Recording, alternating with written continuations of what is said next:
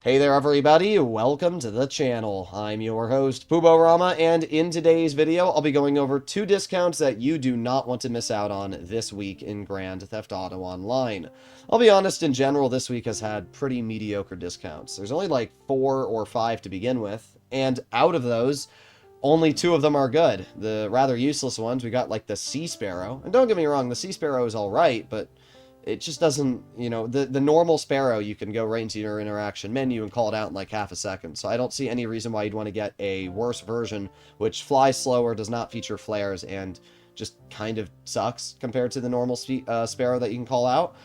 The other absolutely useless discounted vehicles, you've got like the Benefactor SM722, which really doesn't have much going for it. And what else? Well, we have the RO86 Alkanos, which is 20% off, and I still don't see a single reason why anybody would ever want that. But this here is actually a really, really good vehicle, the Enus Deity. It is 30% off this week. It's a full-on Imani Tech vehicle, as we can see with the armor plating.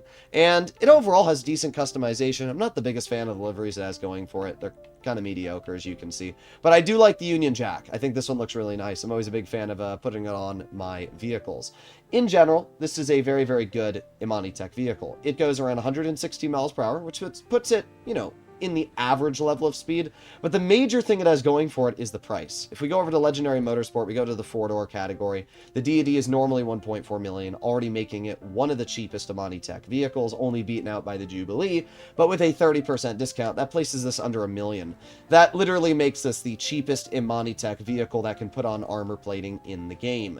That is incredibly good, if you ask me, in terms of its price tag. And I think we can agree that the vehicle looks pretty nice as well. I really like the front design of it. I'm not the biggest fan of the back, but in general, I think it looks pretty dang nice.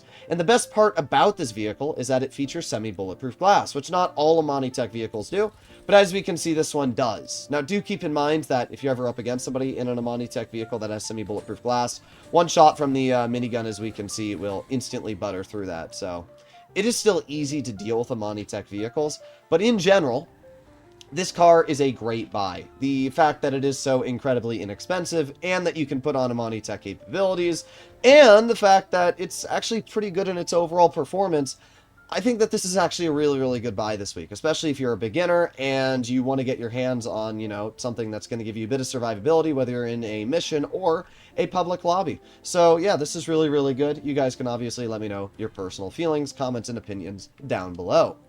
Now what we have to do is set our spawn location over to the Mackenzie, or not the Mackenzie hangar, the Fort Zancudo hangar. And that is because we are going to break into an aircraft. And an aircraft that I have been drooling over for very, very long at this point. It's one of the best planes in the game.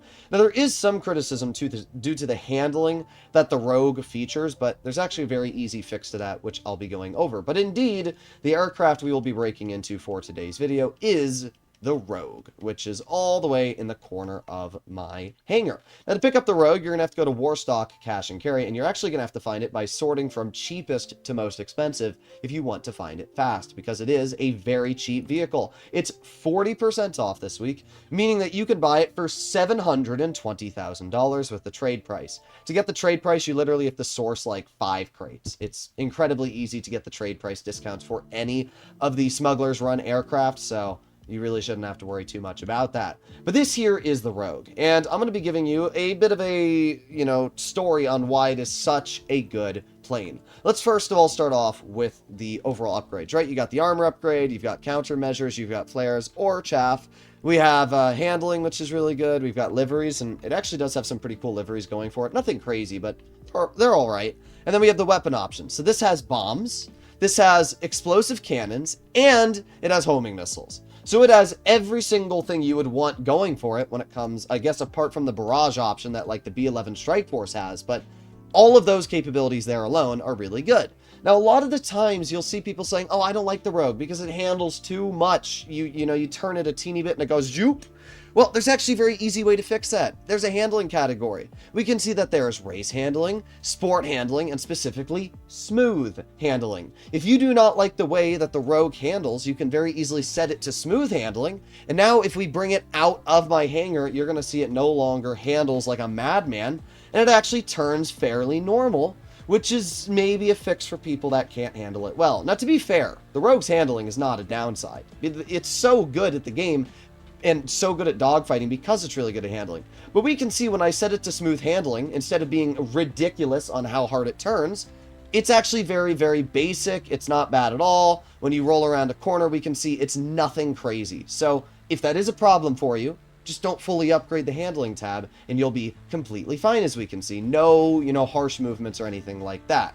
The explosive machine guns are really, really dangerous, and I actually do really like the wing-mounted position that the explosive machine guns are at.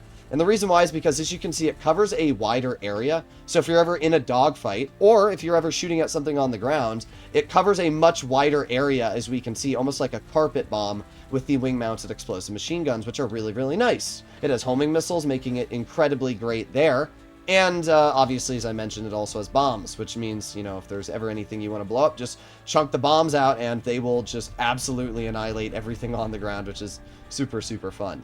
Something that a lot of people don't know about the Rogue is that it is actually the fastest propellered aircraft. And not only the fastest propellered aircraft, it is the second fastest flying airplane in the game, behind the F-160 Raiju.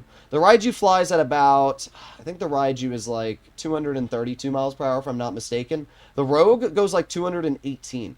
It's not that much of a difference. It's definitely not going to be a noticeable difference when you're actually flying that much. The fact that the Rogue is this incredibly fast, the fact that it features, the homing missiles, and it's an insane aircraft. I should also mention, unlike the F-160 Raiju, it features flares. So not only can it turn faster than the Raiju, but with the flares, it means that you don't even have to worry about somebody hitting you with homing missiles. And it can also survive 3 homing missiles before being blown up. So there's really nothing the Rogue cannot do. In general, it is an amazing aircraft. And I don't know what else to say. Like, this is something that you need to get your hands on if you are a new player, if you are an experienced player. Really, the only downside the Rogue has versus something like the Raiju is the fact that it does not have a hover mode, which, means that at least for completing missions, yeah, the Rogue probably isn't the best thing ever. But I'll tell you this, if I'm ever in a dogfight, or if I'm ever in a situation where I'm going to help a friend with their cargo, they're doing a sail mission and I want to cover them, this is one of the best options in the game. First of all, it's a 2-seater, which means unlike the Raiju, if you have somebody that you need to pick up, you can. But it's not just that. It's just the fact that it has everything going for it. Now, I thought I'd very briefly also showcase what the handling is like with the, the race mode on it, because you're going to see the difference between the two. It's kind of wild. So we went from normal handling, and now we go into race mode and watch the turning. Like, it's a very noticeable difference, as we can see. It's much more responsive. Now, I like this handling better because it's, if somebody tries to shoot you down, let's say a Raiju tries shooting you down, look at how quick you can turn. There's been a lot of videos where people test, what's the best aircraft for dogfighting in the game. And the Rogue wins just about every single time because of the capabilities it has. And again, you can see the wing-mounted machine guns just being so nice. So you guys can let me know your personal feelings, comments, and opinions down below. But either way, hopefully you enjoyed today's video. And yeah, if you do end up buying these aircraft, let me know if you enjoy them or if you absolutely hate the Rogue. I'll see you in the next one. Bye-bye.